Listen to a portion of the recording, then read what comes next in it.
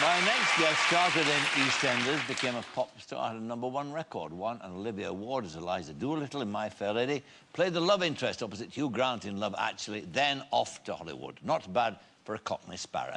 Ladies and gentlemen, Martine McCutcheon.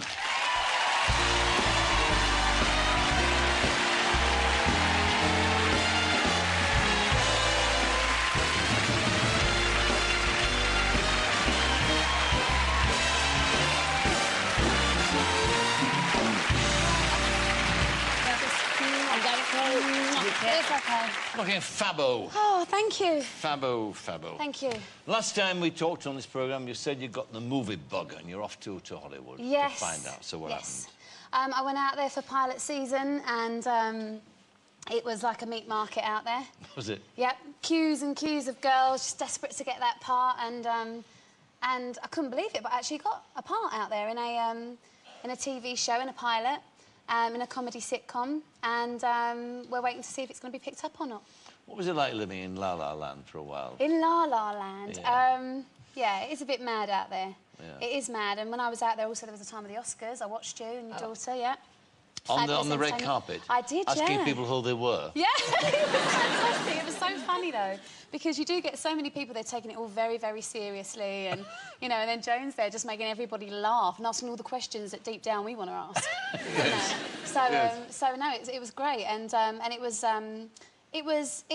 lonely. There were times it was really lonely. It was... a lot of it is, you know, it is what it is. Hollywood, you know, is quite fake, it is phony, but there's also a great positivity out there. Whether that's true or not doesn't really matter. It's quite contagious. And if you're going to have your dream come true, that is a place to go because, you know, they do come true out there. But let's now talk about your latest project, which is this intriguingly entitled play of television called The English Harem. Yes. Where you start opposite Art Malik. Yeah, fabulous man. Yeah, it's a lovely story. It's about, he plays a Persian with 2 wives. Yes. And you are a young, aspiring daydreamer, basically, working in a supermarket.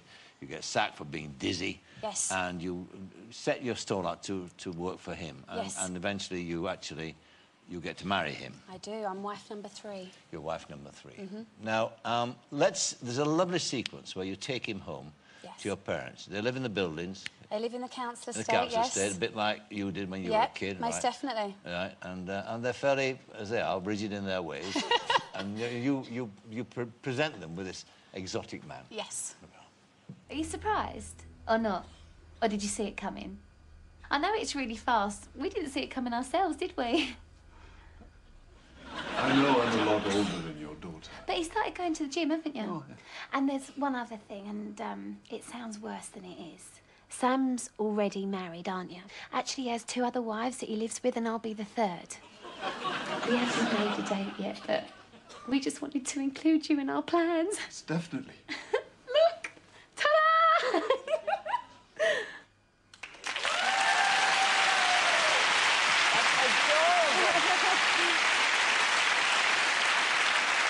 You are adorable, isn't it, actually? It's an intriguing play, too, because it raises several questions. It addresses the issue of racism, about the way we react to people who are not like us, and it's a sad story, too, as well as being very funny. Very. The thing, of course, that the tabloid press picked up on was sex scenes, steamy sex scenes. That's the tabloids for you, though. They love it. Sex sells. Well, I couldn't wait to watch it.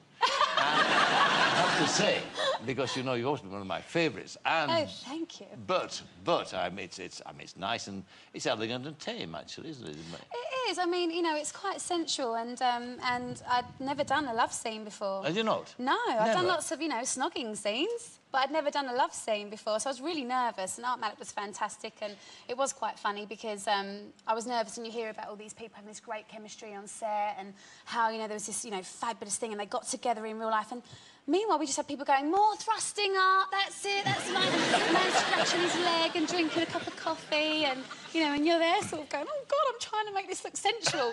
But I do think as well that sometimes less is more. You know, sometimes less is more. When it comes to really sort of doing something that's erotic, you want to tantalise and you want to tease, and sometimes that means not showing everything and leaving a little bit to the imagination. Not all the time. Sometimes you do need to show everything, but I think there are times that you don't have to. And also, too, in a dream sequence, you're in bed, the three girls together. Oh, yes. Yes, some caressing and kissing. That's and, right, yeah. And lots of people sort of saying, how do you feel about it? Are you nervous? And I said, well, not really, because, you know, all the three girls were all straight girls, and none of us were gay, none of us felt like anybody had a hidden agenda. And it was really comfortable because we trusted each other and we could do what we wanted to do. And it was quite funny because one of the girls went, Martine, you smell great. And one of the camera crew went, It's a favourite moment. Every man's fantasy. Who's a better kisser, he or Hugh Grant? Oh, very different. Art Malik's very tender and very slow and kind of really sort of sensual, whereas Hugh Grant's very sort of more passionate and just sort of grabs hold of your face and never lets go, which I don't mind. Would you rate it? I'm listening. It's been so long. I had a flasher open his raincoat. I thought he was giving me directions. I mean, I don't even know what I'm just listening, going,